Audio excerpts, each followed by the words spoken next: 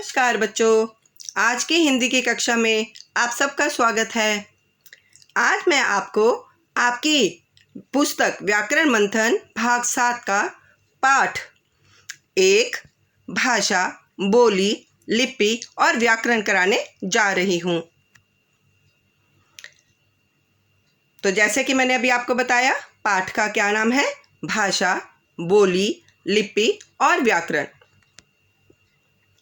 बच्चों, इस पाठ को पढ़ाने का उद्देश्य आपको भाषा, लिपि, बोली और व्याकरण का ज्ञान कराना है। आपके भाषा कौशल को बढ़ाना है और आपकी रचनात्मकता को बढ़ाना है। बच्चों, इस पृथ्वी पर सबसे उत्तम प्राणी मनुष्य है। क्यों है? क्योंकि ईश्वर ने केवल मनुष्य को ही वह शक्ति दी है जो उसने अपने बाकी किसी भी जीव या जंतु को नहीं दी है। जी हाँ बच्चों, आपने सही सोचा। वह शक्ति है सोचने समझने की और बोलने की। लेकिन बच्चों, सोचने समझने के बाद हम जब अपने विचारों को प्रकट करना चाहते हैं, अपने मन की बात दूसरों को बताना चाहते हैं, तो हमें उसके लिए एक साधन की आवश्यकता होती है। तो भाषा वह साधन है जिसके माध्यम से हम सोचते हैं और अपने मन के भावों, विचारों को व्यक्त करते हैं। मनुष्य बोलकर अपने भावों को व्यक्त करता है तथा आवश्यकता पड़ने पर वह लिखकर भी मन की बात को स्पष्ट करता है। इन दोनों का मूल आधार भाषा ही है। भाषा शब्द भाष धातु से बना है।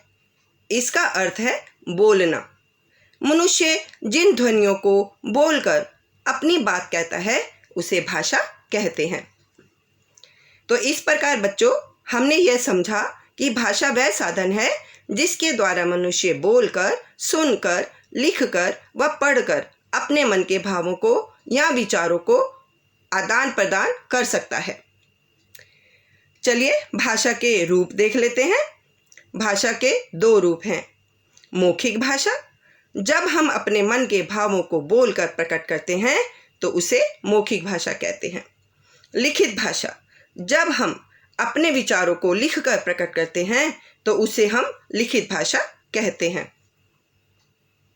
बच्चों, बोलने के लिए या लिखने के लिए भी तो हमें किसी न किसी साधन की आवश्यकता होती है।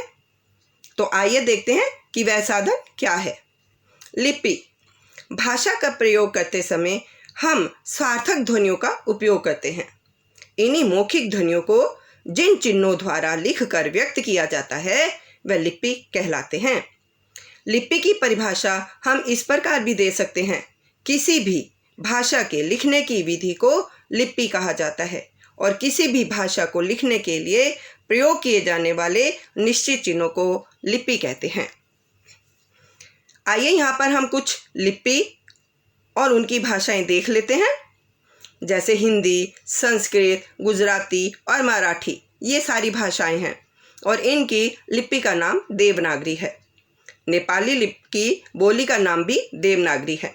अंग्रेजी भाषा की लिपि रोमन कहलाती है। उर्दू भाषा की लिपि फारसी है, जबकि पंजाबी भाषा की लिपि गुरुमुखी है।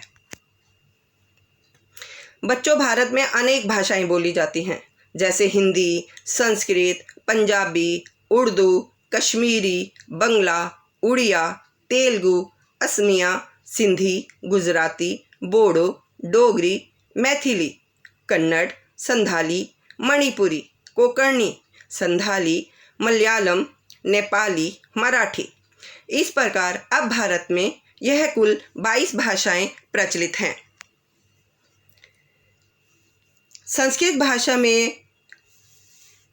संस्कृत भाषा से ही हिंदी भाषा का जन्म हुआ है। 14 सितंबर 1949 को हिंदी संविधान में भारत की राजभाषा स्वीकार की गई। भारत के अधिकांश हिस्सों में यही भाषा बोली और समझी जाती है। हिंदी भाषा की 5 उपभाषाएं हैं। उपभाषाएं और उनकी बोलियां देख लेते हैं। पहली भाषा है पूर्वी हिंदी। इसमें अवधी, बंगेली और छत्तीसगढ़ी बोलियां आती हैं। राजस्थानी हिंदी, जयपुरी, मारवाड़ी, मेवाती, मगही। पहाड़ी हिंदी, गढ़वाली, कुमाऊनी, हिमाचली। पश्चिमी हिंदी, खड़ी बोली, हरियाणवी, कन्नौजी, ब्रजभाषा। बिहारी बोली, भोजपुरी, मैथिली, मगही। अभी आपने सुना मैं कह रही थी कि बोलियां, तो अब समझ लेते हैं कि ये बोली क्या होती है। सीमित क्षेत्र में बोली जाने वाली भाषा के रूप को बोली कहा जाता है, अर्थात स्थानीय व्यवहार में अल्प विकसित रूप में प्रयुक्त होने वाली भाषा बोली कहलाती है। बोली का कोई लिखित रूप नहीं होता। आइए अब हम देखते हैं कि व्याकरण क्या होता है। व्याकरण भाषा को शुद्ध रूप से लिखना, पढ़ना और बोलना सिखाने वाला शास्त्र व्याकरण कहलाता है। बच्चों, व्याकरण ही वह साधन है जो हमें यह बताता है कि हमें भाषा को कैसे शुद्ध रूप से बोलना है, शुद्ध रूप से लिखना है और कैसे शुद्ध रूप से उसे पढ़ना है। आपको मैंने अभी तक जो भी समझाया, देखते हैं कि आपने कितना समझा। भाषा कहते हैं किसे? भावों के आदान प्रदान के साधन को, लिखने के ढंग को, भाषण देने की कला को, या इन सभी को? इसका सही उत्तर है भावों के आदान प्रदान के साधन को भाषा कहते हैं। लिपि किसे कहते हैं? भाषा के शुद्ध प्रयोग को, मौखिक भाषा को, भाषा के लिखने की विधि को, या इन सभी को? इसका सही उत्तर है भाषा के लिखने की विधि को। बोलकर भाव एवं विचार प्रकट करने की भाषा को क्या कहते हैं? सांकेतिक भाषा, लिखित भाषा, मौखिक भाषा या वैदिक भाषा? इसका सही उत्तर है मौखिक भाषा। लिखित भाषा का अर्थ क्या है? लिपि को समझना, विचारों का लिखित रूप, किसी के समक्ष लिखकर विचार देना, विचारों को बोलकर लिखना, विचारों को बोलकर लिखना। तो इसका सही उत्तर है विचारों का लिखित रूप। हिंदी भाषा की उत्पत्ति किस भाषा से हुई है? अंग्रेजी, फ्रेंच, उर्दू, संस्कृत? सही उत्तर है संस्कृत। संविधान में कितनी भाषाओं को मान्यता प्राप्त है?